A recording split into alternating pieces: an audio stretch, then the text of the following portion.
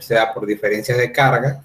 Y la parte química, recuerden quién fue una de las primeras, no la foto, pero había como 8 personas antes que yo en la sesión, así que una de esas 8 personas fue la primera y esa persona va a ser el editor de los videos, ¿no? Si esa persona no revisa, no voy a poder compartir los videos y me pone a mí de editor. Entonces, el gradiente electroquímico es un gradiente entonces de concentración. La parte química se da a favor de un gradiente de concentración y la parte eléctrica se da a favor de la carga, ya sea negativa o positiva. Entonces hay 2 tipos de gradientes, un gradiente ascendente y un gradiente descendente. El ascendente es cuando una sustancia viaja de una zona de menor concentración a una de mayor concentración, o sea, va en contra del gradiente de concentración. Y uno descendente es una sustancia que viaja de una zona de mayor concentración a una zona de menor concentración. Esos son entonces los principios básicos. Lo otro importante del transporte a través de la membrana es que puede o no utilizar energía metabólica. ¿Okay? ¿Qué tipo de energía metabólica? Energía metabólica en forma de ATP. El ATP viene y se hidroliza y se forma entonces ADP y un iofosfato y eso entonces es lo que produce la energía para que se dé el transporte. Y la tercera cosa es que el transporte a través de la membrana puede utilizar proteínas transportadoras o no. ¿Ok? Entonces son 3 características. ¿Puedo utilizar proteínas transportadoras sí o no? ¿Puedo utilizar energía metabólica sí o no? Y se da en contra de un gradiente de concentración o a favor de un gradiente de concentración. Entonces, y lo tercero, que habíamos dicho que la proteína transportadora, las proteínas transportadoras tienen 3 características. Ellas se saturan, o sea, que en sus sitios de unión de un ligando, se va uniendo un ligando, se ocupan todos los sitios, eso se llama saturación, y la velocidad de transporte disminuye. O ya son esteres específicos que ya solamente transportan un solo tipo de sustancia o son estimuladas por un ligando o por una sustancia que solamente puede estimularlas a ellas. Y competición es que algunas tienen la característica de que una misma sustancia, por ejemplo, como la de glucosa y la L-glucosa, ellas son similares, pero no son esteres específicas y hay transportadores que pueden tanto transportar L-glucosa como D-glucosa, y competición sería que ellas compiten entonces por una o la otra utilizar ese transportador y luego cuando uno está ocupando el espacio, la otra no lo puede ocupar. ¿Okay? Eso básicamente es la competición. Entonces hay 4 tipos de transporte a través de la membrana. La difusión simple, la difusión facilitada, el transporte activo primario y el transporte activo secundario. Y cada uno de ellos tiene unas características con respecto al otro. ¿Okay? Si los quisiéramos agrupar,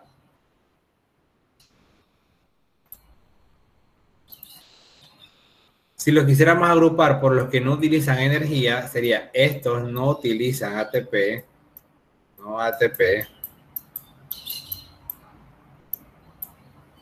y estos sí utilizan ATP.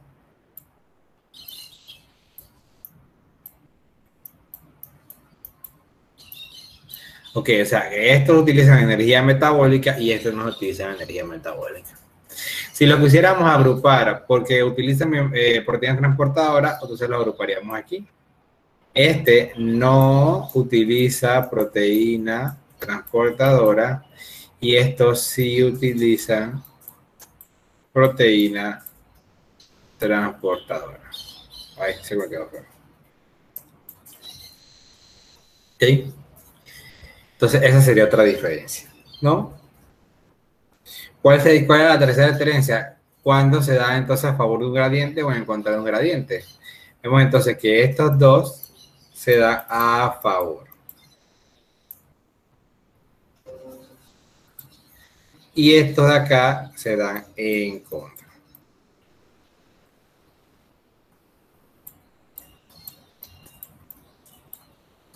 ¿Ok? Entonces esas serían las diferencias.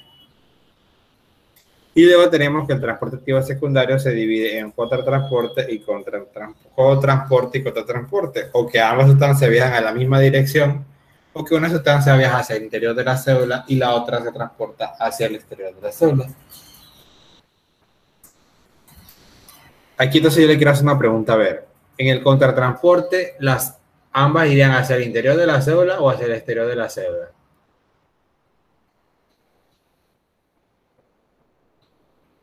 En contratransporte, profe.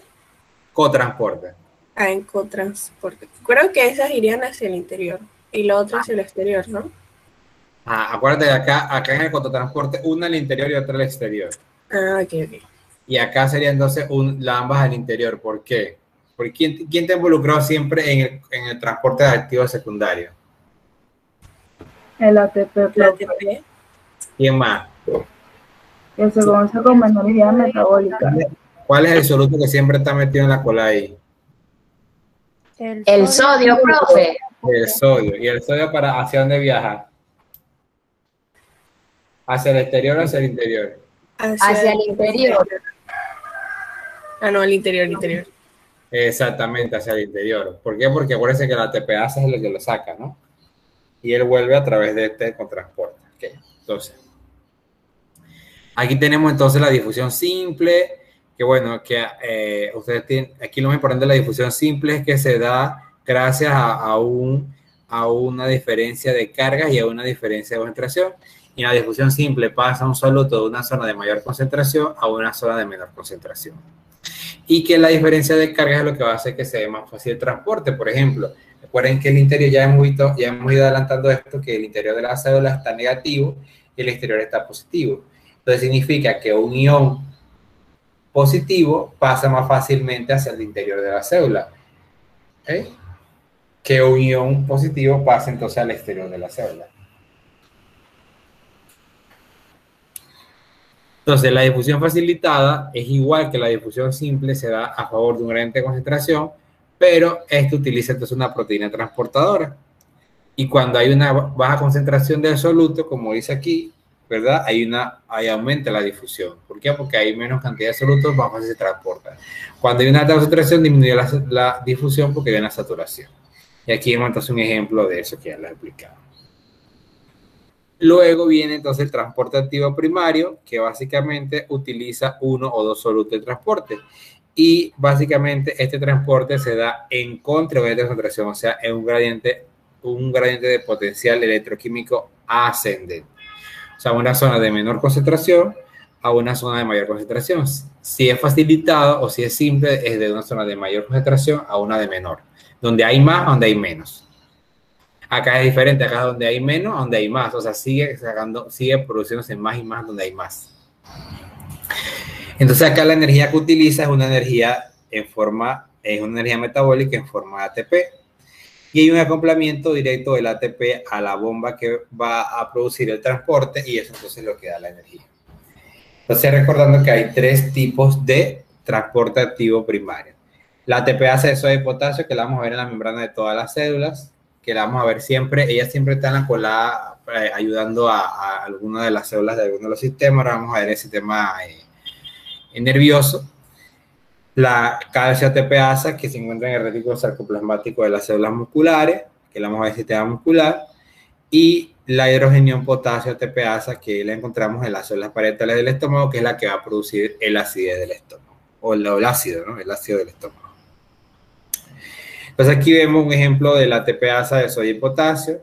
Aquí vemos entonces que esta saca 3 iones de potasio, 3 iones de sodio e introduce 2 iones de potasio.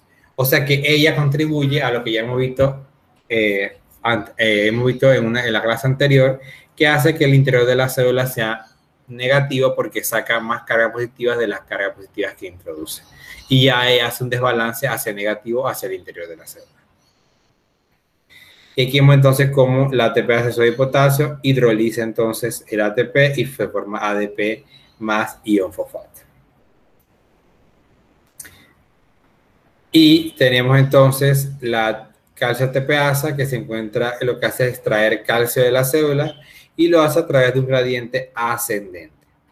O sea, de una zona de menor concentración a una zona de mayor concentración. Con concentraciones bajas de potasio, manteniendo la concentración baja de calcio en el interior de la célula. Y lo que hace es que saca 2 calcios por cada ATP. y la hidrogenión de sodio potasio, perdón, de la hidrogenión potasio ATPasa es una bomba que bombea, valga la redundancia, hidrogeniones del líquido intracelular.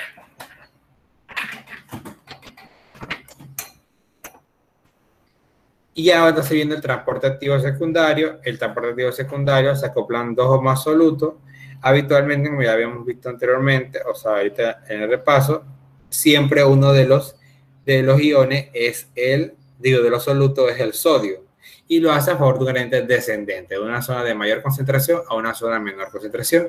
¿Y dónde hay más sodio? Ya hemos visto sodio, hay más sodio fuera de la célula, que es el catión principal. ¿Quién es el catión principal al interior de la célula? Creo que el potasio, profe. Exactamente, el potasio. ¿Ok?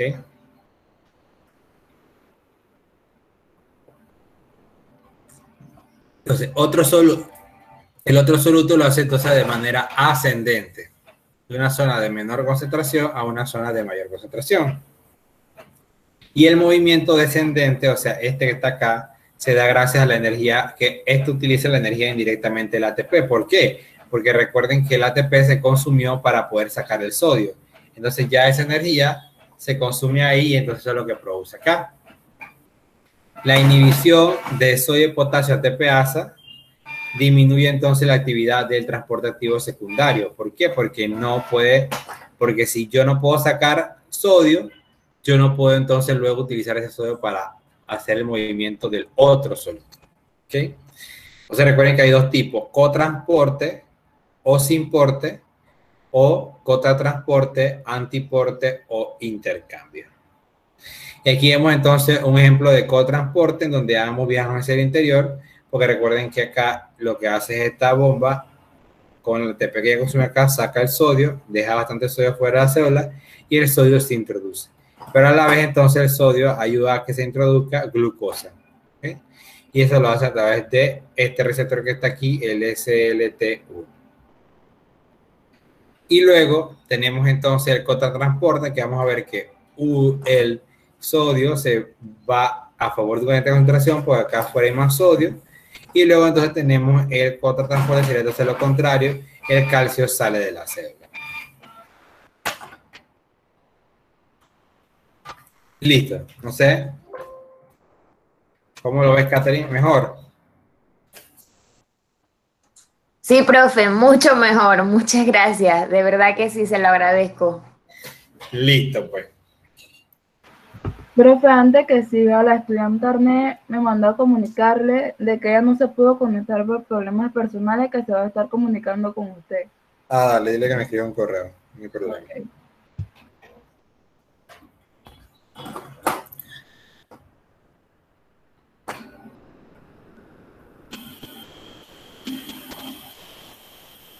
¿A dónde quedamos la clase pasada? En potencial graduado, ¿verdad?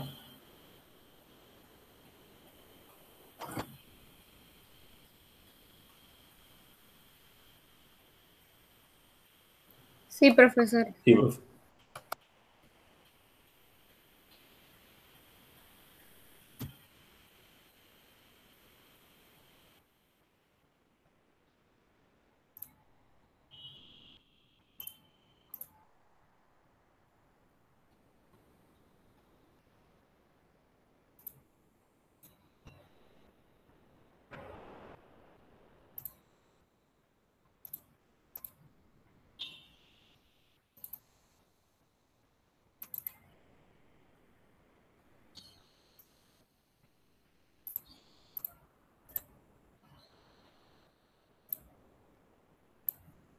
Ok, entonces ya hemos visto algunas cosas, ¿verdad? Hemos revisado aquí los canales iónicos, hemos revisado el potencial de membrana en reposo, ¿ok? Ahora ya vimos el potencial graduado, o sea, cómo ese potencial de membrana en reposo puede cambiar o hacerse menos negativo o hacerse más negativo. Y ahora vamos a ver entonces el potencial de acción. Entonces, ¿cómo se produce ya? Ya hemos visto un potencial de membrana en reposo, vamos a ver cómo se produce el potencial de acción, cómo se despolariza y repolariza la membrana de las células nerviosas. para que ellas se comuniquen una con otra, porque el principal mecanismo de comunicación son señales eléctricas, y esto es lo que estamos viendo ahorita. Entonces, vamos a hacer preguntas, pues vamos a ver si la gente ha estado prestando atención en las clases pasadas. A ver. Catherine, dime un número del 1 al 51.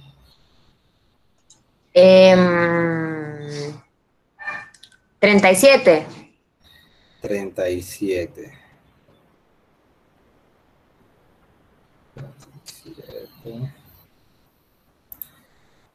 Navis.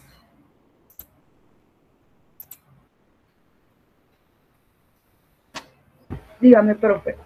Hola, Navy. Oye, Navy, te parece que a la gente le gusta que te pregunte a ti. Pero hoy no, hoy me siento mal. Hoy no me pregunten. Vamos a tomar una facilita, pues, Navy, una consulta. El potencial de membrana en reposo, ¿gracias a qué se da? O sea, ¿por qué yo digo que tengo un potencial de membrana en reposo?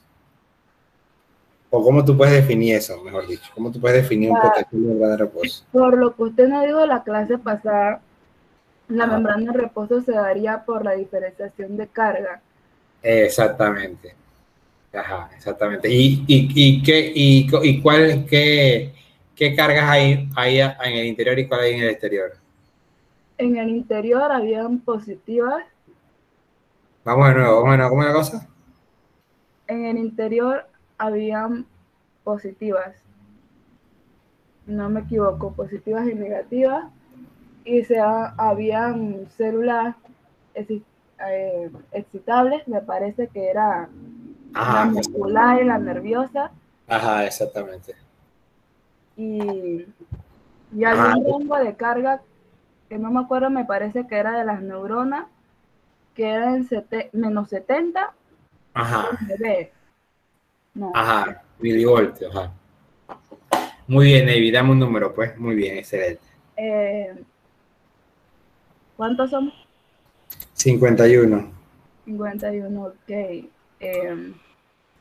48.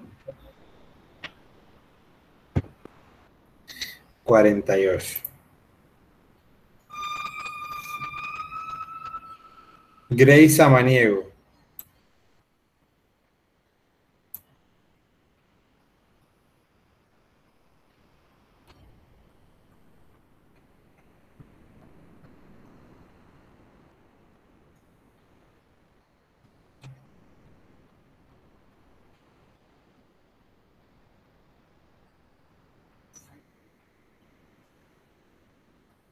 'No está Grace.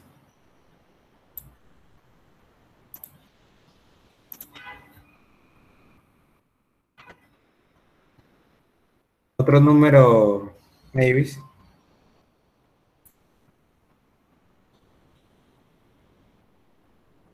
18, profe. 18. Darlenis González. Dígame, profe. Darlenis, sí, mira, muy bien mencionó Neidis ahí que básicamente el potencial de membrana de reposo se da por la presencia de una diferenciación en las cargas tanto positivas como negativas en el interior y el exterior de la célula. Entonces ese acúmulo de iones que ya muy bien mencionó ahí, ya dijo, es lo que hace entonces que haya una diferencia potencial. Ella habló de un número menos 70. ¿Ok?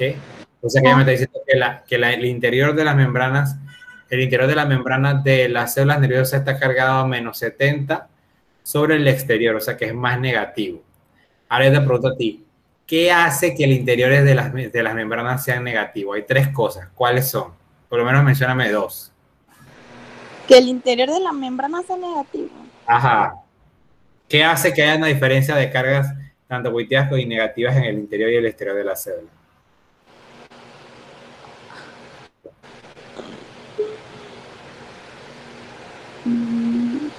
Ay, profe, no sé. Yo acabo de mencionar uno ahorita en la explicación que le hice a Catherine.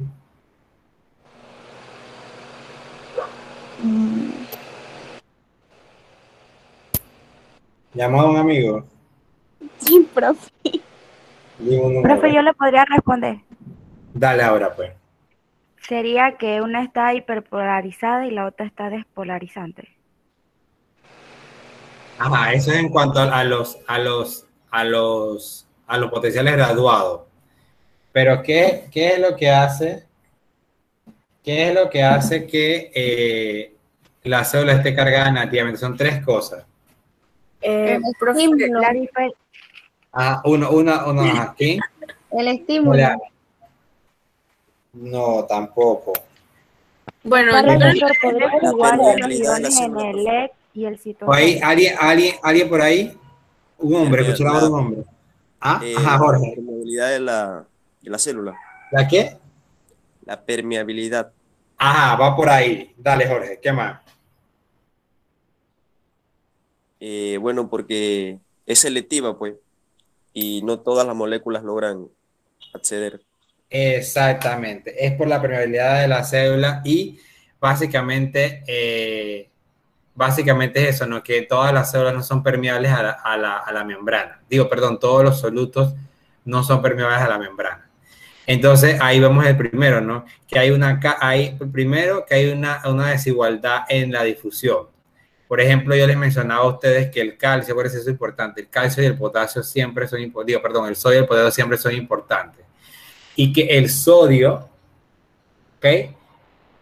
Había una desigualdad en la cantidad de canales iónicos de sodio y de potasio, que hay más de potasio que de sodio.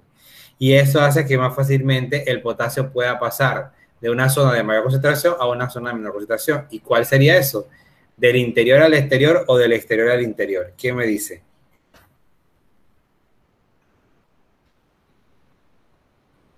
del interior al exterior, ¿no?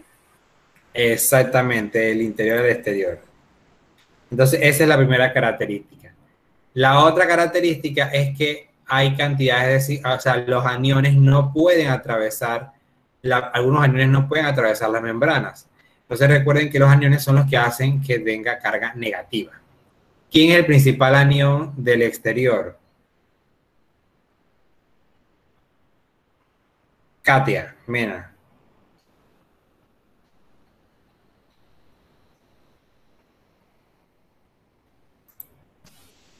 Katia no está. El principal anión, Sí, el anión. ¿Quién es el principal ion negativo de la célula? del exterior. Del exterior, exacto. ¿Era el cloro, profe? No. Exactamente, cloro, estás clarita, estás clarita. Y entonces del interior de la célula, ¿quién era? El interior, si no me equivoco, la proteína o el fosfato. No, ambos, exactamente. Ambos son los del interior. Tanto las proteínas, o mejor dicho, los aminoácidos que están unidos a las proteínas y el ion fosfato que está unido al ATP. Entonces, ¿qué pasa con los aniones que están en el interior de la célula? No logran salir por la incapacidad que usted ha dicho que tiene una incapacidad de abandonar. Exactamente, porque los aniones están unidos, digo, los aminoácidos están unidos a las proteínas y las proteínas no pueden atravesar la membrana. Y el ion fosfato está unido al ATP y lo necesita para poder hacer lo que ya hemos visto que es la energía metabólica, ¿no? Entonces, por eso ninguno puede atravesar la membrana. Y por eso las cargas negativas se quedan. Pero ¿qué pasa? El cloro sí puede atravesar la membrana porque hay iones y canales iónicos de cloro.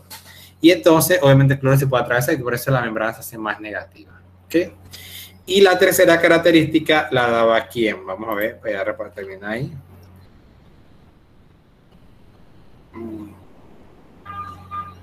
Joel Morales.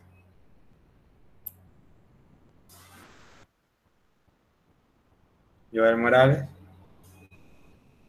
A la 1. Joel Morales a las 2.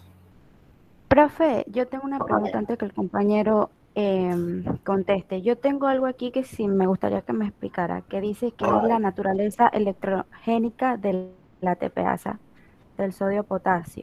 Ajá, esa es la tercera característica. Esa es la tercera característica, eso es lo que le iba a preguntar. Ajá. Y recuerda que la TPasa lo que hace es que ella produce unas diferencias de carga. ¿Por qué? Porque por yo le acabo de mencionar a ustedes que ella saca 3 cargas positivas y solamente introduce 2 cargas positivas. Entonces ya ella hace una diferencia electrogénica de cargas. O sea, ella hace que la célula ya esté cargada negativamente. ¿Por qué? Porque ella solamente introduce 2 potasios y saca 3 sodios. ¿Okay? Entonces, al sacar más carga positiva, significa que si ella sacara 3 y 3, bueno, su actividad fuera neutra. O sea, ella saca igual carga positiva de lo que introduce carga positiva, ella no cambia la electricidad o las cargas eléctricas que hay adentro o hacia afuera. Pero como ella saca 3 sodios y solamente introduce 2 potasios, significa que ella ya hace un desbalance negativo a favor del interior. Y esa sería entonces la tercera causa por la cual la membrana está cargada negativamente. Ya vimos que hay 3 cosas que hacen que la membrana se cargue negativamente. La ATPasa, vimos que los iones negativos no pueden salir del interior y vimos entonces que hay más facilidad del ion, que es el ion positivo, que es de mayor cantidad en el interior de la célula, que es el potasio, sale más fácil porque es más permeable a la membrana y porque tiene más canales que el sodio en todo sentido. Entonces, por eso es más fácil que salga potasio que entre sodio, porque sodio hay menos canales y le cuesta un poquito más, la permeabilidad del sodio en la membrana es menor que la del potasio. ¿Okay? Esas son las 3 características. Por eso es que la membrana está recargada negativamente.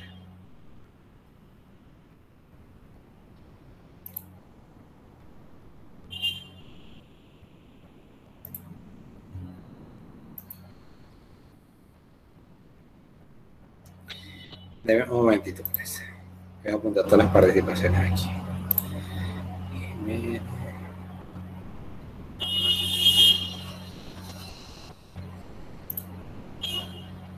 Profe, dijo que las 3 características era permeabilidad, que los aniones todos no pueden atravesar la membrana y la ATPasa. Exactamente. Así mismo, Davis. Ok, entonces vamos a seguir, pues.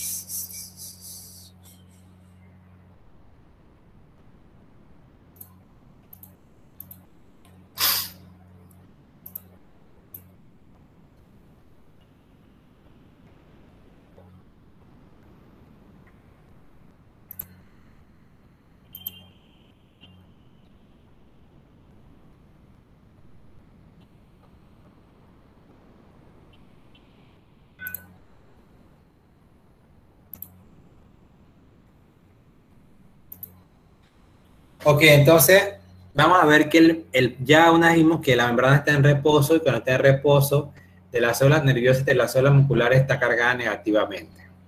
Vimos también que hay unas características que se llama potencial de membrana graduado, que puede hacer que la membrana momentáneamente se vuelva un poco más negativa, o sea, de menos 70 a menos 80, a menos 90, y eso sería hiperpolarizante, o sea, hace que la membrana esté más polarizada.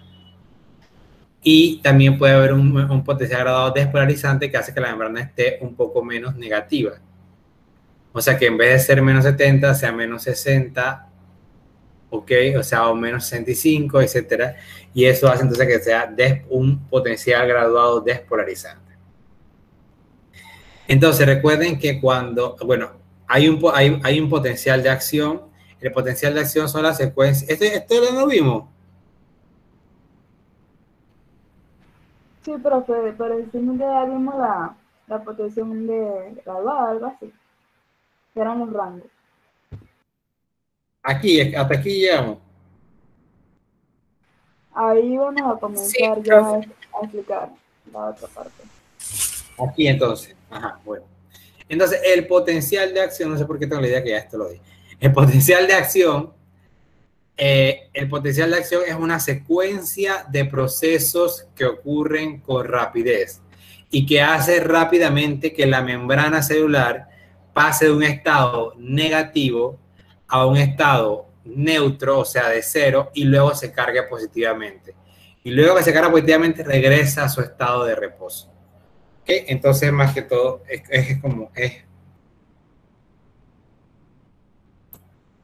pasa de un estado negativo de la membrana a un estado positivo y luego ese estado positivo hacia un estado negativo. ¿Sí? O sea que rápidamente la membrana pasa de negativa a positiva, luego de positiva regresa a su estado natural. Entonces eso ocurre en dos fases. Una fase de despolarización, que es cuando ya la membrana se despolariza. Recuerden que yo hablaba de despolarizada, era que ya tenía una diferencia de cargas y que esa diferencia de cargas se llama, esa energía eléctrica se medía en milivoltios y que el número era menos 70, ¿verdad? Entonces, despolarización sería que yo pase de menos 70 a un rango positivo, que ahora vamos a ver que es más 30. Y luego la repolarización es volver, o sea, repolarizar, o sea, volverse a su estado despolarizada, o sea, que vuelve de un estado positivo a un estado negativo nuevamente, o sea, menos 70. Y hay un episodio en la repolarización que puede hacer una post-hiperpolarización, que luego que ya la membrana está polarizada, llega a menos 70, puede volverse momentáneamente más negativa, o sea, menos 80, menos 90, y eso se llama post-hiperpolarización. Entonces, básicamente, todo este proceso de potencial de acción, que es el paso de la información a través de señales eléctricas de una neurona con otra neurona, es lo que conocemos, se da gracias a los cambios, a la apertura o cierre en los canales de voltaje dependiente o dependientes de voltaje, que es lo que habíamos visto en antes, ¿no? Recuerden que hay 4 tipos de canales: los iónicos, los voltajes dependientes, los ligandos dependientes, y los mecánicos y los dependientes mecánicamente o mecánicos dependientes. Y básicamente este potencial de acción va a recorrer la membrana plasmática de los axones, del axón y de los axones terminales, y es lo que va a permitir la comunicación de una neurona con otra neurona. ¿Vamos bien por ahora? Esas son las definiciones. Vamos viendo los dibujitos para que ustedes puedan entender. Entonces aquí vemos que esto es un potencial de acción. Un potencial de acción, la neurona pasa de una carga menos 70 a una carga positiva de más 70, perdón, más 30. Ahora aquí, no, ¿por qué? Se pone tan feo.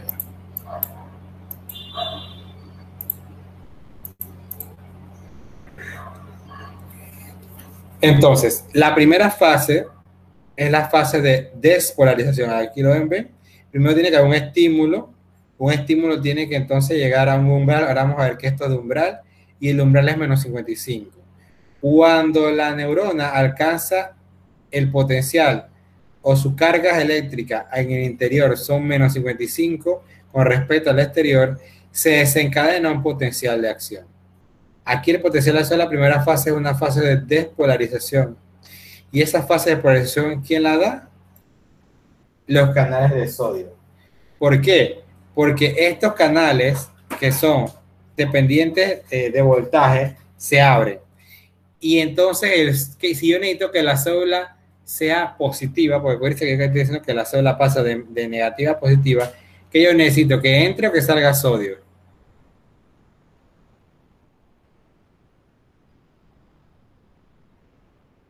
Chicos.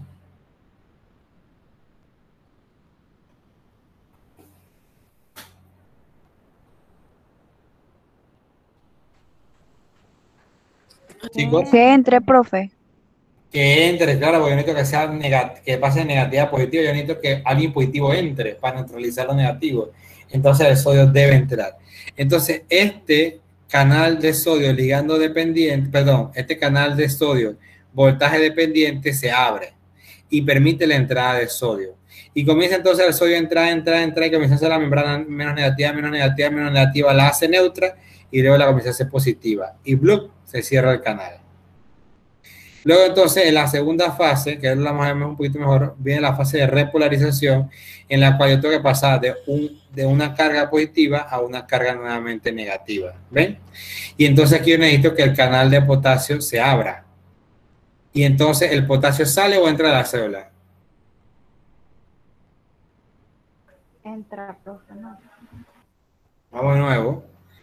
Si yo necesito que la célula se vuelva, exactamente, saldría porque yo necesito que la célula se vuelva negativa nuevamente. Y si ya vimos que el potasio es el principal positivo del interior, yo necesito sacar el positivo. Y el positivo, ¿quién es el potasio? Entonces yo vuelvo y saco potasio de la célula. Y eso entonces produce a que nuevamente el interior de la célula, que en este caso vamos a ponerle ya apellido, sería la neurona, que es la que estamos viendo ahorita, luego veremos las células musculares, la neurona se vuelve entonces nuevamente negativa. Y comienza entonces a salir potasio. Entonces yo podría decir que la fase de despolarización se da gracias al sodio o al potasio.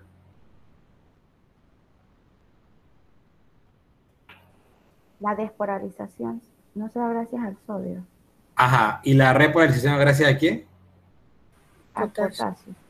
Exacto. No se les olvide. Ojo, peleenlo con eso. Entonces, para poder que se dé este potencial de acción, necesito un umbral. El umbral de las neuronas es menos 55. O sea, un estímulo tiene que estimular, valga la redundancia, a mi neurona y que el potencial graduado llegue a menos 55. O sea, que el cambio por ese estímulo se vuelve un poquito la célula menos negativa y llega a menos 55. Cuando se llega a menos 55, ese es el estímulo que necesitan los canales de sodio y de potasio dependiente de voltaje para que comience su apertura, ¿ok? Acuérdense que los cambios de voltaje son los que abren estos canales. Entonces, vuelvo y repito, ¿cuál es el voltaje que yo necesito en la membrana para poder que se comience a abrir los canales de potasio y de sodio? Voltaje dependientes, necesito que la neurona esté cargada a menos 55. Ese sería el potencial, ese sería el umbral. El umbral es el potencial de membrana que yo necesito para que se desencadene un potencial de acción. Entonces vamos a verlo aquí mejor. Miren, aquí hay entonces un umbral. Umbral es un potencial de acción, solo se le producirá una vez el potencial de membrana alcance el umbral, o sea, alcance menos 55. Entonces, mira, aquí tengo un estímulo subumbral, produjo entonces un potencial graduado, pero no llegó a menos 55, por ende no se produjo un potencial de acción. Un estímulo umbral produjo entonces que el interior de la membrana se volviera entonces menos negativa y llegara a menos 55. Y ahí se produjo entonces un potencial de acción.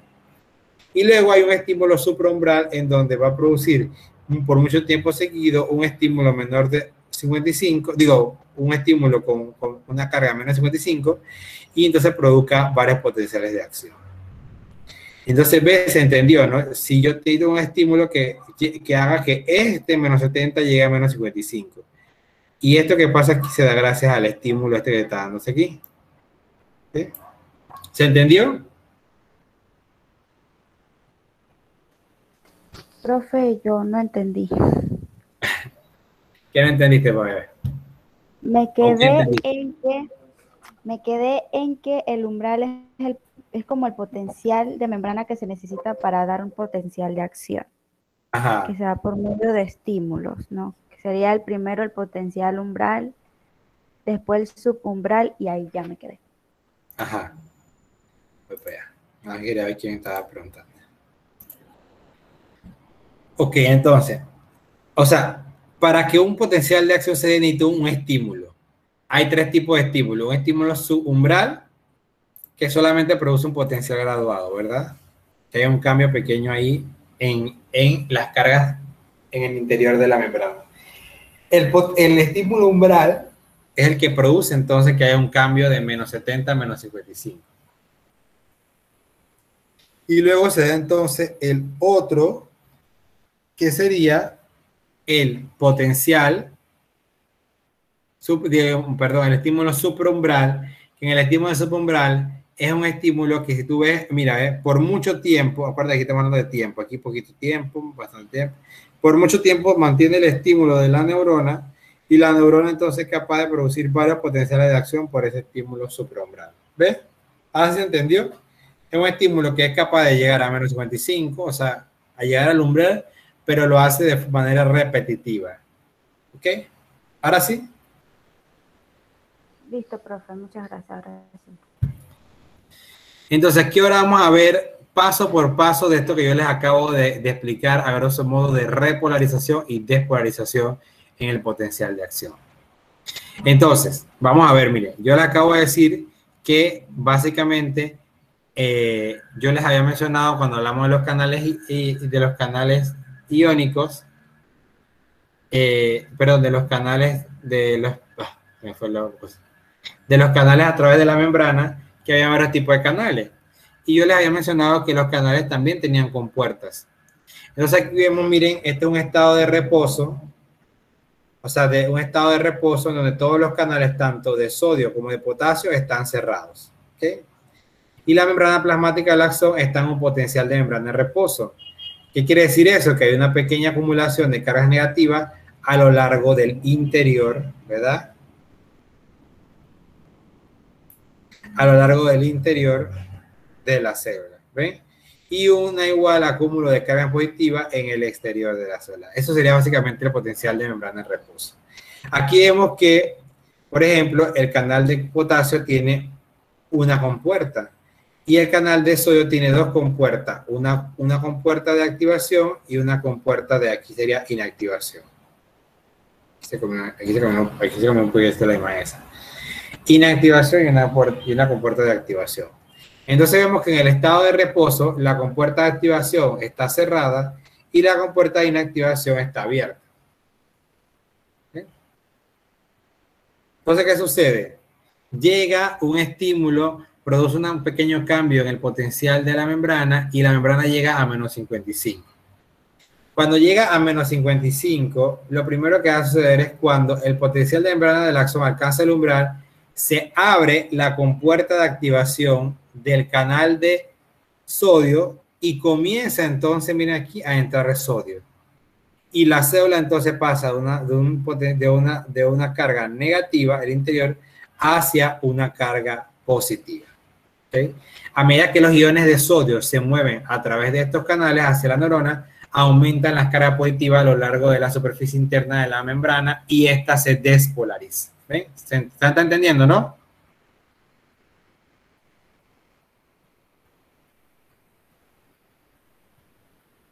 ¿Aló? Sí, profe.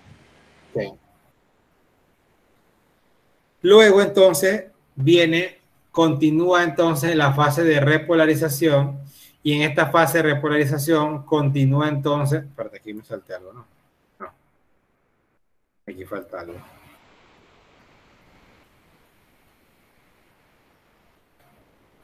Bueno, aquí entonces comienza entonces la fase de repolarización, que es nuevamente la célula se vuelva a su estado negativo, el interior, ¿no?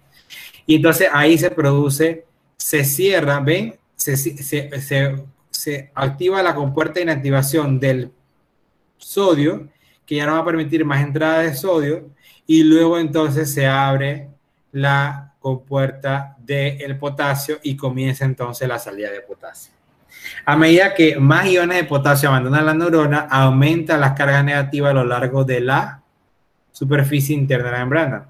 El flujo de potasio hacia el exterior finalmente restablece el potencial de membrana. Las compuertas de inactivación del sodio se abren. El retorno al estado de reposo se produce cuando las compuertas de potasio se cierran. ¿Sí? Vamos entonces. Aquí vemos entonces que en esta parte se cierra la compuerta de inactivación y acá se abre entonces la compuerta de activación del potasio, porque comienza a salir potasio. ¿Okay?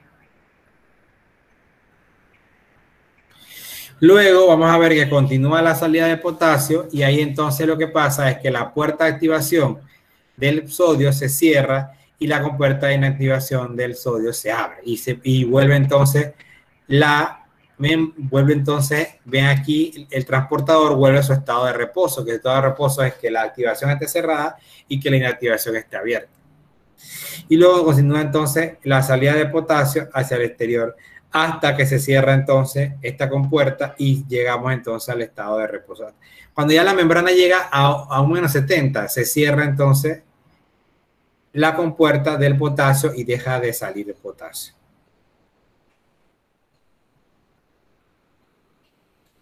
¿Ok? ¿Vieron entonces el proceso? ¿Ven cómo se produce? Primero entonces aumenta aquí en la gráfica, si vemos gráficamente aquí, de menos 30 a más 30, gracias a la entrada de sodio. Y acá gracias a la salida del potasio, entonces se vuelve negativa.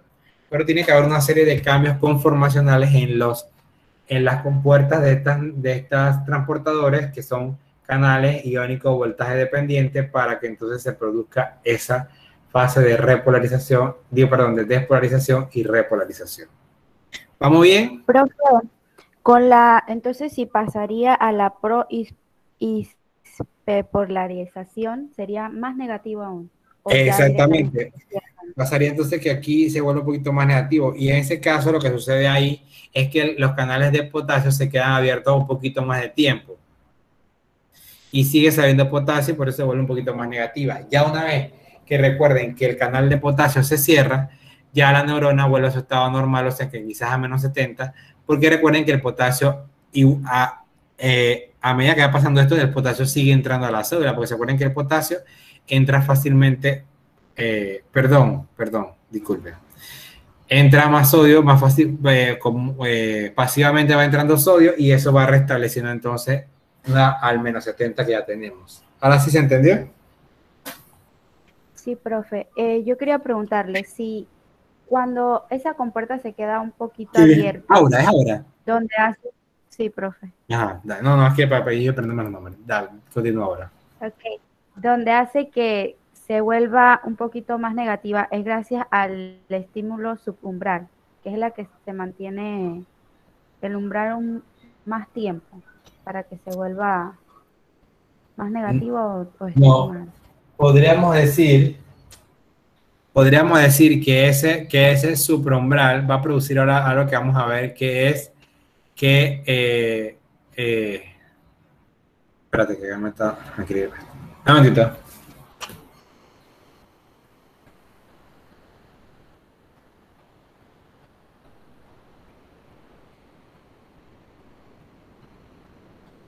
Ajá.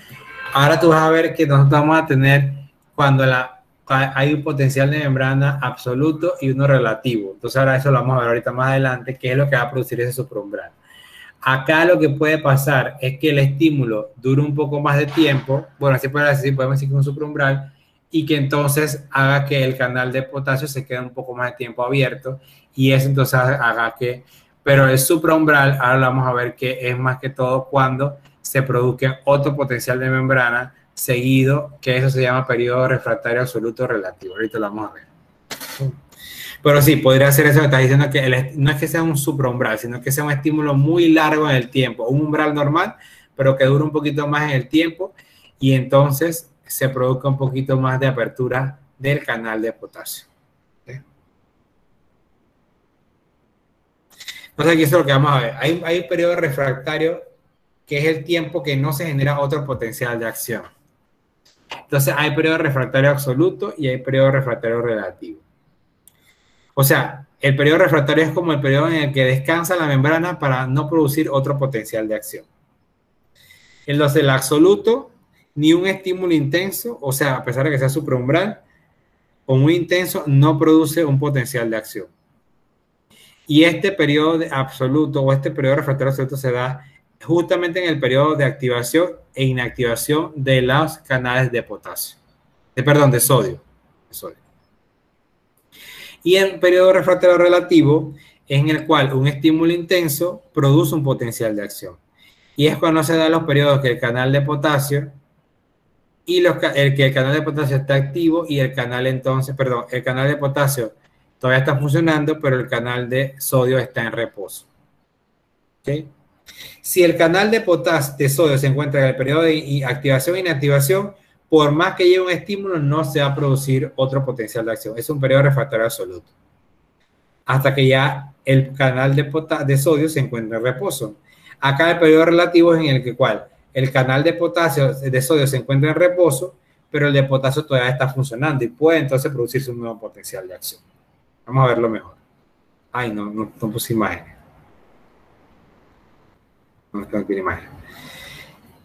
¿Entendieron? O sea, el periodo refractario es el periodo en el cual no se puede producir otro potencial de acción. Hay dos tipos de periodos. O que la célula o que la neurona no produzca ningún potencial de acción absolutamente, y es cuando está en el periodo de activación y inactivación el canal de sodio. Y el relativo es cuando el canal de sodio ya está en reposo, o sea que él se puede volver a activar mientras el canal de potasio todavía está trabajando. Un estímulo puede producir eso. ¿Se entendió?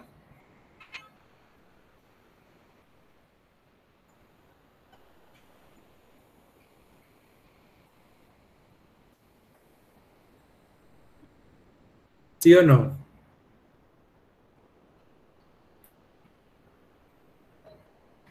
Sí, profe. Profe, repítelo Profe. de nuevo, por favor. Ajá. Entonces, en el periodo de refractario, solamente, o sea, como que trae el potencial del anterior, ¿o cómo?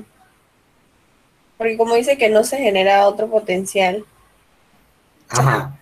queda ahí como que en Ok. stand-by, ni para allá ni para acá. Exacto. O sea, la membrana, tú te imaginas, o sea, nuestra, sí, espérate. Ajá, un momentito, pues.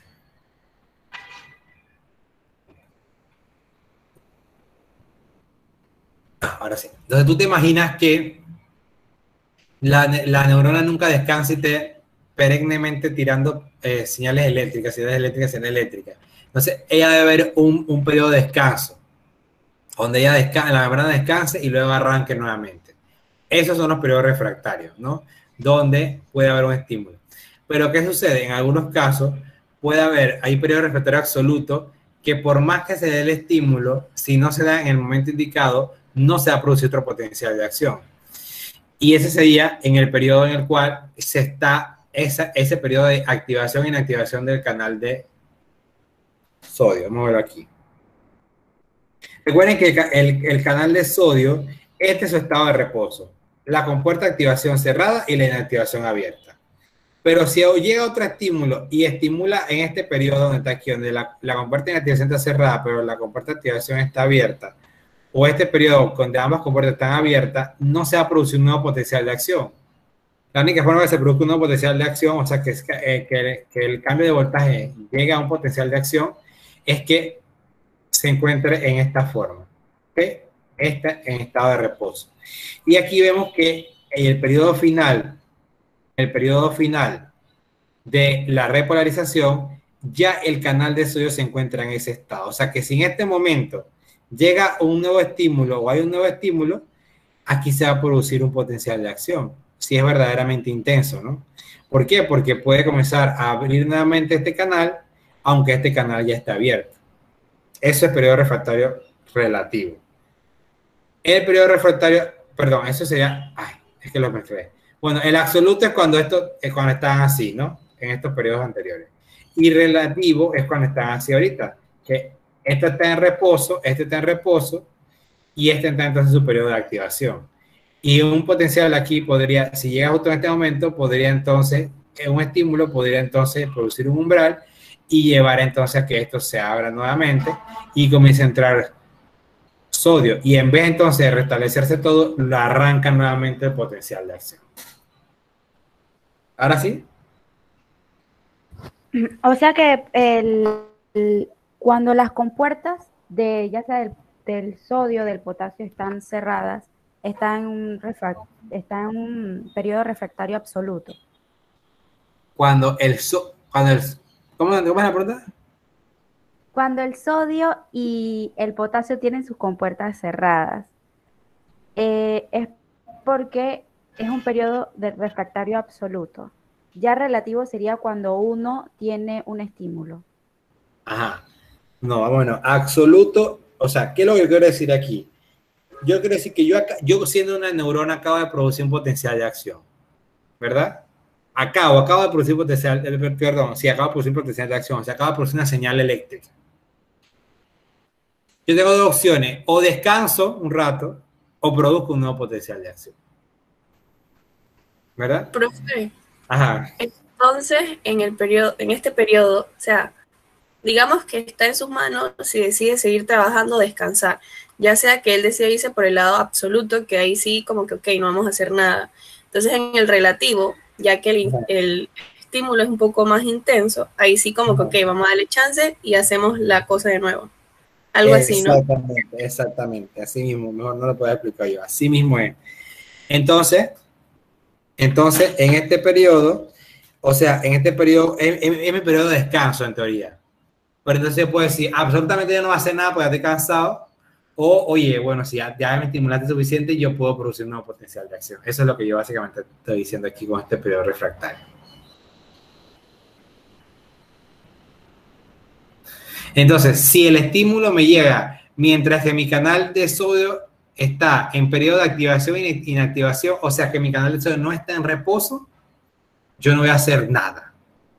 Pero si el estímulo me llega cuando ya mi canal de sodio está en reposo, a pesar de que el de potasio está activo, entonces yo puedo entonces producir un nuevo potencial de acción. ¿Ahora sí? Ahora sí, profe. Sí, profe, ahora sí. Ok.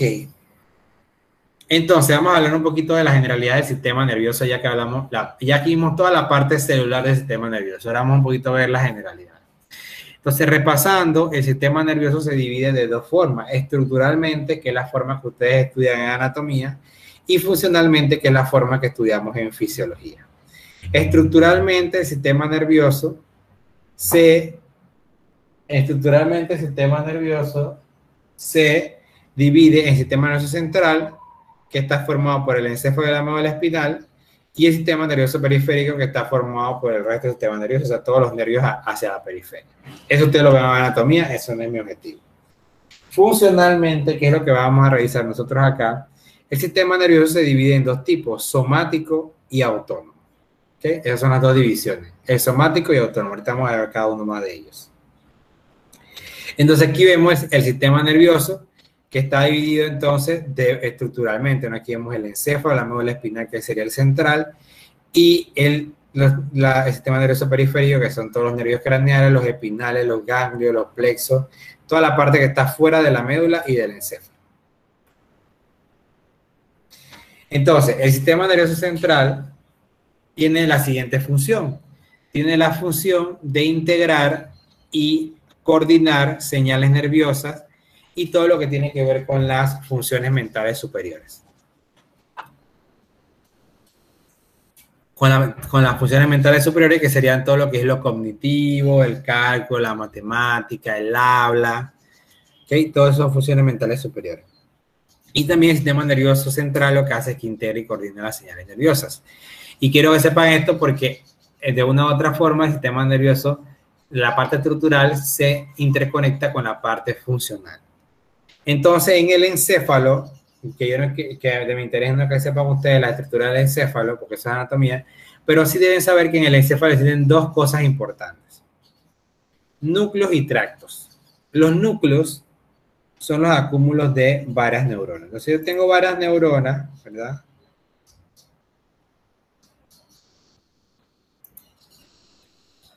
Tengo una neurona, ¿verdad? Una neurona. Esto que está aquí.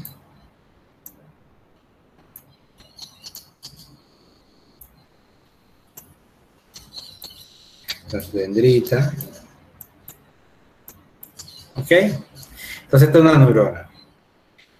Las neuronas tienen acúmulo de cuerpos neuronales. Este es el cuerpo neuronal y este es el axón de la neurona. ¿Okay? Varias neuronas se acumulan unas con otras, o sea, se interunen, o sea, se comunican y forman entonces lo que se llama núcleo, que son los acúmulos de varios cuerpos de neuronas. Un grupo de neuronas se acumulan todas juntitas y forman entonces un núcleo. Eso lo vamos a ver, vamos a ver la importancia de eso cuando revisemos tractos más en las próximas clases. Y el tracto entonces sería el haz de fibras nerviosas que conectan los núcleos. Entonces vamos a ver que esta fibra, que sería entonces el axón, llega a otra neurona.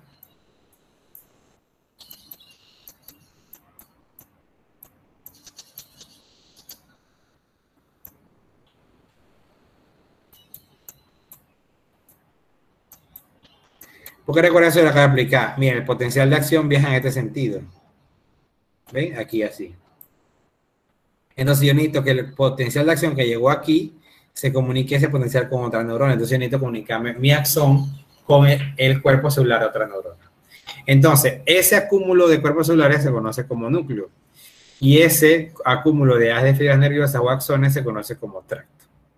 Entonces, en el sistema nervioso central, la sustancia gris, o sea, lo que se ve en gris cuando ustedes están estudiando el sistema nervioso, son los cuerpos de neuronas. O sea, que ahí hay un acúmulo de neuronas. Y la sustancia blanca se conoce entonces como los tractos y fibras. ¿Ok? ¿Se está entendiendo, no?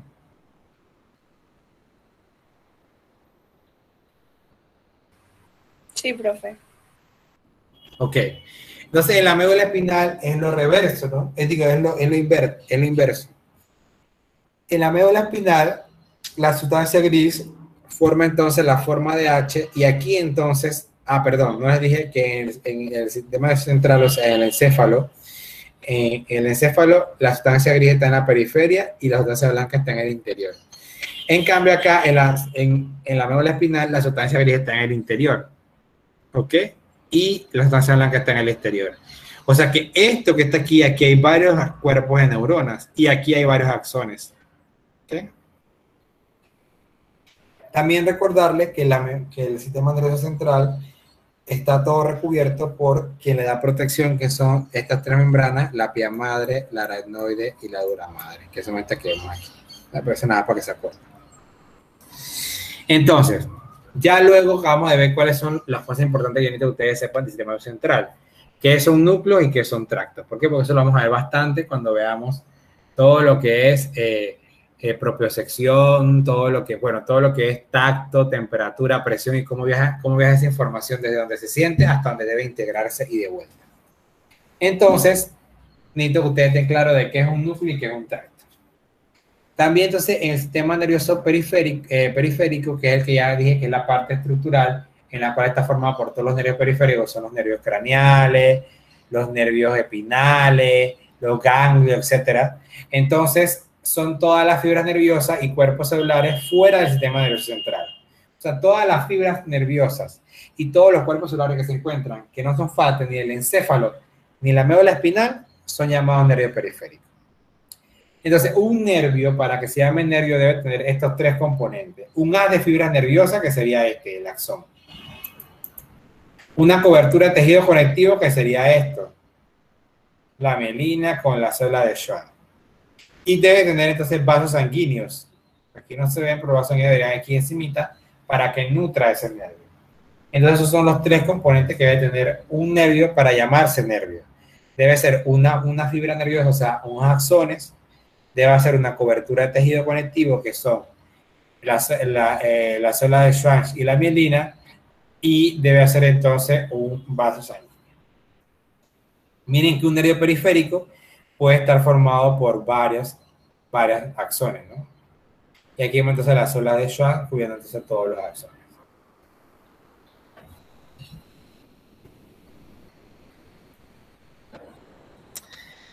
Entonces, también otro concepto importante que debemos tener presente, que hay varios tipos de nervios, hablando funcionalmente.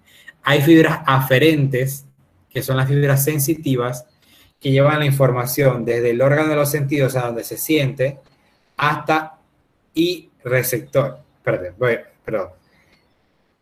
Lo lleva del órgano de los sentidos y los receptores hacia el sistema nervioso central. O sea, que lleva la información desde donde yo la siento hacia el sistema nervioso central, que sería la médula espinal y el encéfalo, para que se integre. Porque recuerden que el sistema nervioso central, ¿qué es lo que hace? Integra y coordina. Integra y coordina las señales nerviosas. Entonces, ¿hacia dónde tiene que ir? Desde donde yo lo siento, o sea, el órgano de los sentidos y los receptores, hacia el sistema nervioso central. Todas las fibras que llevan esa información se llaman fibras sensitivas o aferentes. Por ejemplo, si yo me puyo un dedo, la información viaja desde el dedo hasta el cerebro para decir, oye, yo me estoy puyando. Entonces, toda esa información por donde viaja se llaman fibras aferentes. Y luego, yo obviamente, si me puyé, tengo que inmediatamente ustedes reflejamente quitan el dedo. Y es entonces la respuesta que da el sistema nervioso central, que dice, oye, pendejo, te estás puyando, quita el dedo. Entonces, eso se llama esa información viaja por fibras eferentes que se llaman fibras motoras y que llevan la información desde el sistema nervioso central, por ejemplo, del encéfalo, hasta el órgano efector, que sería entonces la mano para quitar, o el dedo para quitarlo donde me estoy puyando. Entonces, funcionalmente, los nervios periféricos se dividen de dos maneras. Fibras aferentes o nervios sensitivos, o fibras eferentes o nervios motores. Sensitivo lleva la información desde donde se produjo, donde se recibió, hasta el sistema nervioso central para que se integre. Los eferentes van, la respuesta que va del sistema nervioso central, ya que integró y que dio una respuesta y coordinó, y la respuesta va por las vías eferentes, que son las motoras, y llega entonces al órgano efector. Los nervios periféricos, entonces recuerden que son nervios craneales y nervios espinales. Entonces ahora vamos a ver nosotros, todo interesante, eso que acabo de decir, que cómo ustedes van a entender cómo cuando ustedes se queman el dedo con la paila, por qué inmediatamente quitan el dedo, o cuando se puede quitan el dedo, o cuando se van a caer, porque cuando se están estallando, ponen un pie firme más que el otro. Entonces lo vamos a entender más adelante. Pero es importante que tengan estos conceptos principalmente. Entonces, por ejemplo, aquí miren, aquí vemos cómo está la médula espinal y aquí vemos que hay una fibra, una raíz sensitiva. O sea que aquí podemos decir nosotros que entra la información que viene del órgano hacia acá. Por ejemplo, si yo siento un objeto caliente en la espalda, los nervios de la espalda van a llevar esa información por aquí y ella va a llegar aquí en la parte posterior de la médula espinal. Y por eso se llaman los cuernos posteriores, se llaman los sensitivos, y los cuernos anteriores son los motores. Y ustedes ven aquí, miren cómo de la parte de adelante de la médula espinal salen las fibras motoras que llamarían entonces o llevarían la información que ya se integró y que es la respuesta. Entonces, luego aquí, esas dos fibras, tanto la sensitiva como la motora o las raíces, se unen para formar un nervio, ¿ven? Entonces los nervios tienen tanto fibras sensitivas como fibras motoras. Aquí hay un concepto bien importante que se conoce como dermatoma o miotoma.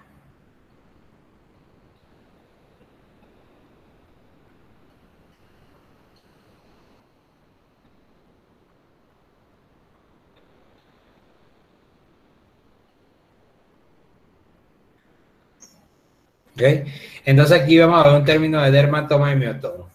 Los dermatomas y miotoma son definidos como el conjunto de neuronas que se encargan el conjunto de nervios que se encargan de todo lo que es la integración, la sensación sensitiva y motora de una parte del cuerpo. Por ejemplo, un dermatoma sería todo el conjunto de raíces nerviosas que llevan la información de una zona y dan la respuesta a una zona. Los dermatomas serían todos los nervios que llevan la información sensitiva. Y los miotomas son todos los que llevan la información motora. Entonces, por ejemplo, aquí vemos un dermatoma. Por ejemplo, aquí podemos decir que la parte lateral del antebrazo está en su totalidad. La información viaja y se integra y da respuesta a través del nervio cervical 6. Eso sería un dermatoma. Un dermatoma sería cuáles son los nervios que se encargan de la sensibilidad y la respuesta motora en un área específica. Entonces aquí podemos decir que la cara lateral del antebrazo está inervada por los nervios espinal C6 que llevan la información tanto sensitiva como motora. Por ejemplo, aquí la tetilla está inervada por el nervio torácico 4. Significa que si alguien me toca la tetilla, esa información va a viajar por el nervio torácico 4. ¿Okay? Por ejemplo, si yo quiero mover el dedo pulgar, la información va a venir por el nervio cervical 6. ¿Verdad? Por ejemplo, si yo quiero mover el dedo gordo del pie, la información motora va a venir por el nervio lumbar 5. O si alguien me roza aquí el muslo, yo voy a sentirlo gracias a el nervio cervical, perdón, el nervio lumbar 3. Y así sucesivamente. ¿Se entendió el concepto? O sea, son como los dominios de cada uno de los nervios de nuestro cuerpo que se encargan entonces de esa zona, está inervada tanto sensitivamente como motoramente por un grupo de neuronas, y esas neuronas viajan por ese nervio cervical, o ese nervio lumbar, o ese nervio torácico, o ese nervio sacro. ¿Se entendió? Sí, profe. Ok. Vamos a ver cómo va el tiempo. A ver qué me falta por ver.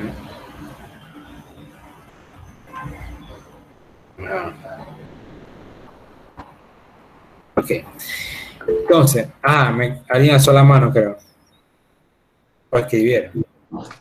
Profe, sería entonces en resumidas cuentas decir que los dermatomas son la parte de los nervios, obviamente en lo sensitivo, y Ajá, los miotomas serían en la parte motora. exactamente, estamos claros. Ok, gracias. Ok, entonces vamos a hablar un poquito ya de las dos divisiones funcionales del sistema nervioso, la somática y la motora. El sistema nervioso somático es el que está formado por las partes somáticas del sistema nervioso central y periférico. ¿Okay? Y este se encarga de la inervación sensitiva y motora de todo el cuerpo. ¿Okay? De todo el cuerpo. Exceptuando estas tres estructuras, las vísceras, que sería de que el estómago, el intestino, el músculo liso y las glándulas. Son las tres estructuras que no inerva el sistema nervioso somático. Todo lo demás está encargado por el nervioso somático. Entonces tenemos un sistema somático sensitivo, que es el que se encarga de para sentir las sensaciones de dolor, temperatura y posición. Y tenemos un sistema somático motor, que es el que se encarga de inervar toda la parte musculoesquelética, que está relacionada con la parte voluntaria y reflejo. El sistema nervioso somático, podemos decir que es el sistema nervioso voluntario. ¿Por qué? Porque es el que yo puedo hacer, por ejemplo, yo puedo mover los dedos voluntariamente. ¿Ok? Entonces vamos a ver que por eso él no puede inervar ni las glándulas, porque yo no puedo, a veces aunque yo tenga ganas de llorar, si no sale una lágrima, no sale, aunque yo quiera disimularla, ¿no? Entonces, o por ejemplo, yo no puedo decir cuánta saliva se va a producir, porque son las glándulas salivales. El músculo liso, yo no puedo decir si mi intestino va o no a producir un peristaltismo para que yo quiera ir al baño. Entonces, que uno no controla nada de eso. Entonces, eso es la parte, el sistema somático sería el voluntario. ¿Okay? Y que se encarga de todo lo musculoesquelético y que es la parte motora. Perdón. Y el sistema somático sensitivo, que se encargaría entonces de la parte sensitiva, que sería el dolor, la temperatura y posición.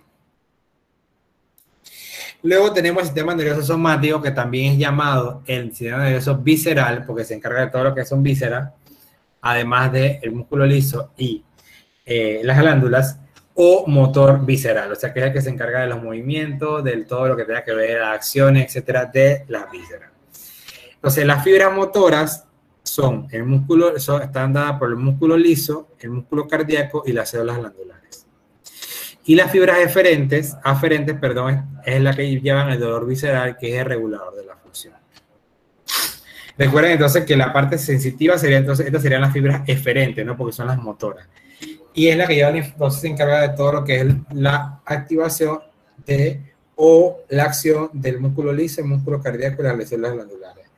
Y las fibras aferentes son las que dan ese dolor visceral, que es la regulación funcional. Por ejemplo, cuando a mí me duele el estómago, eso sería entonces gracias al sistema nervioso autónomo aferente.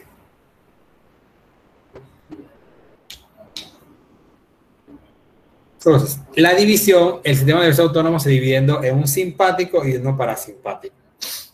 Hay varias características. El sistema nervioso simpático se está ubicado en tórax lumbar, o sea, está ubicado en la columna torácica y en la columna lumbar. O sea, la localización de sus cuerpos celulares, o sea, de las neuronas, parece que todos estos están formados por neuronas. Los cuerpos celulares de las neuronas del sistema nervioso simpático están en la columna torácica y en la columna lumbar. Y el del parasimpático está en el cráneo y en el sacro. Son los lugares donde están los cuerpos celulares de esas neuronas de estos dos sistemas. También el sistema somático, hay una diferencia con el autónomo y el somático. El somático nada más requiere una neurona para hacer todo lo que tenga que hacer. O sea, una neurona lleva la información aferente y una lleva la información eferente. El sistema nervioso autónomo se diferencia porque necesita dos neuronas. O sea, hay estaciones de relevo. Dos neuronas necesitan llevar la información aferente y dos neuronas necesitan llevar la información eferente. Vamos a verlo mejor. Entonces aquí vemos la división simpática, ¿no? Vemos entonces, aquí vemos que los acúmulos de neuronas, los acúmulos de cuerpos de neuronas se encuentran a nivel torácico, ven aquí, y a nivel lumbar. ¿Ven? Aquí vemos todas las vísceras que el sistema nervioso simpático estimula. Las glándulas salivales, el ojo, para los lágrimas, el corazón, los pulmones, el esófago, que todos son ninguno de esos órganos podemos controlar, el estómago, el hígado, la vesícula biliar, el páncreas, que todos son vísceras, el intestino delgado, el riñón, el colon, el apéndice, el recto, la vejiga urinaria y el útero. Ninguna de esas estructuras ustedes las pueden, son involuntarias, ¿verdad? Y luego entonces está el sistema nervioso simpático, lo ven aquí, ¿ven? ¿Ven? Aquí están entonces todos los acúmulos de neuronas, aquí todos son torácico y lumbar. Y luego viene entonces el parasimpático, que el parasimpático es este que vemos aquí, que sus cuerpos neuronales, su cuerpo de los somas, o sea, de las neuronas, va a encontrarse a nivel craneal, en los nervios craneales, y a nivel sacro, en los nervios sacros. Y aquí vemos entonces los nervios craneales, cuáles son los que forman parte del parasimpático. El tercer par craneal, el séptimo par craneal, el noveno par craneal y el décimo par craneal. Son los que forman parte entonces del sistema nervioso parasimpático. Y acá sería entonces los nervios sacros S2, S3 y S4. ¿Okay? Entonces, ¿ustedes ya vieron esto en anatomía, los pares craneales? No, profe. Solo en anatomía 1 vimos más que todo cuáles eran las neuronas, qué tipos de neuronas y eso. Y bueno, lo que se divide, lo más simple, pues, la parte del sistema autónomo, y acá sería el sistema periférico, que hay uno que es más simple, donde solamente se habla del encéfalo y la médula espinal, y acá este que es un poquito más complejo porque se detallan los nervios, la parte simpática, parasimpática, pero no es que en su momento se profundizó porque pues se veía como un entremés, como para no desbaratarnos el cerebro, así como el sistema nervioso en muchas cosas es bastante complejo, pero tiene su punto que es bastante entendible. Lo más complicado, considero yo en la parte personal, que es esta sección de aquí que usted nos está mostrando, la parte parasimpática, porque tiene como más... O sea, pero ustedes no vieron los pares craneales en... No, o sea, yo sé que son 12, y porque he leído aparte, pero que nos hayan dado en clase, no. O sea, sé que está el olfativo, el oftálmico, el trigémino, o sea, son cosas que de repente uno lee aparte, ¿no? Pero sí estaría chévere, profe, que nos explicara un poquito más, pues si de repente alguien tiene una duda con respecto a los pares craneales y eso cómo nos involucra acá, sí estaría chévere que nos diera un poquito de detalle de eso. Bueno, eso lo podemos ir viendo un poquito más adelante, cuando hablemos ya de funcionalmente, pero son 12, como tú bien dijiste. De los 12, los que forman parte del parasimpático son estos 4. El tercer par craneal, el séptimo par craneal, el noveno y el décimo. O sea, esos 4 son los que forman parte. Entonces, vamos un poquito más adelante cuando ya veamos la integración de estos, del parasimpático y el simpático, que vamos a verlo ya al final, que vamos a ver cómo actúan cada uno de ellos. Vamos a ver que, por ejemplo, aquí vemos que la información viaja del cerebro, de aquí, por este par craneal, llega al ganglio ciliar, que esta sería la primera neurona. Yo les dije que habían 2 neuronas, ¿no? Y que siempre en el parasimpático hay una estación de relevo. ¿Ok?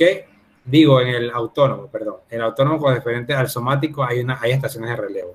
Entonces aquí vemos que, por ejemplo, miren, aquí hay una estación de relevo que sería el ganglio ciliar, y luego entonces sale otra neurona, y esa neurona entonces lleva la información aquí al ojo, ¿no?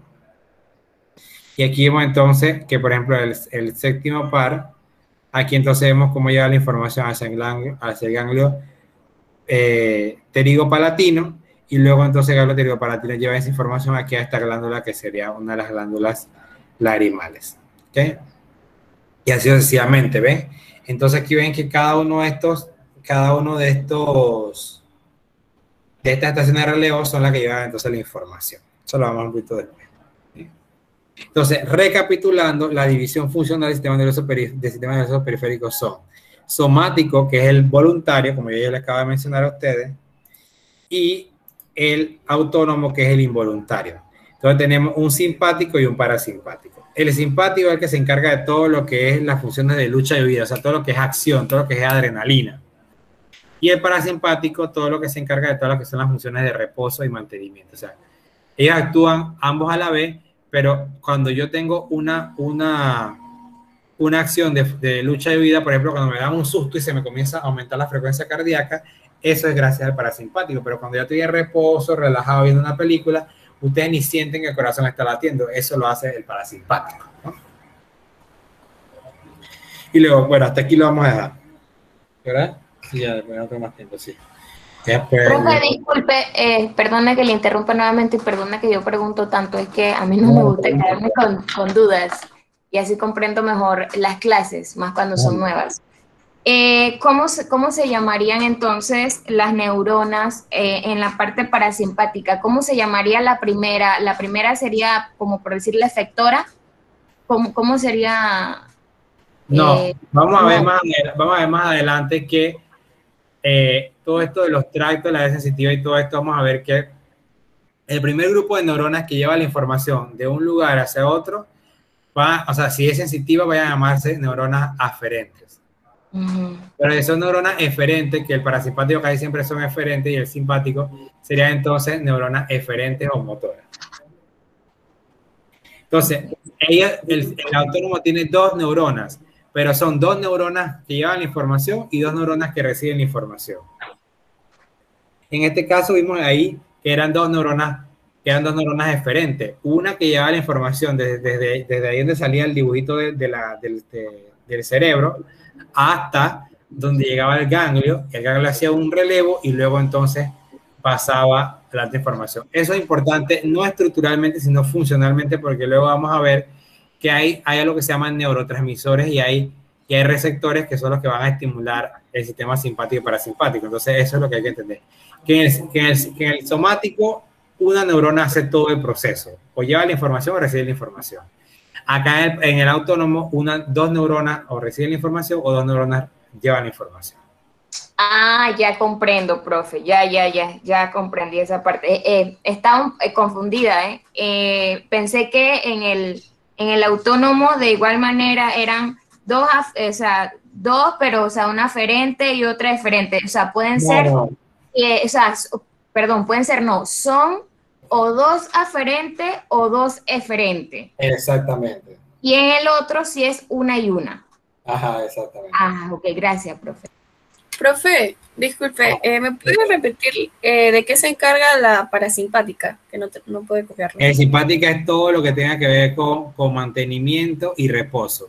Todas las acciones que tengan que ver con mantenimiento y reposo. Si yo estoy viendo televisión, todo lo que ocurre cuando estoy viendo televisión tranquilo, que la frecuencia cardíaca disminuye, que los vasos sanguíneos disminuyen su contracción, etcétera, todo eso tiene que ver con parasimpático. Pero si yo estoy haciendo actividad física o estoy en un susto, estoy en un examen nervioso, eso tiene que ver con el simpático. Ah, ok. Gracias. Listo, chicos. Entonces, pues, nos vemos en la próxima clase. En el transcurso de entre hoy y mañana voy calificando los quizzes, ¿no? Y para que entonces el miércoles podamos revisarlo. ¿Sí? Ok, profe. Listo, nos vemos. Ya hay subidas diapositivas. Chao, profe. Ya subí las diapositivas de esta clase, de este sistema, y ahí va un video de potencial de acción que le va a ayudar a repasar también. Gracias, profe. Bendiciones. Igual, que estén bien.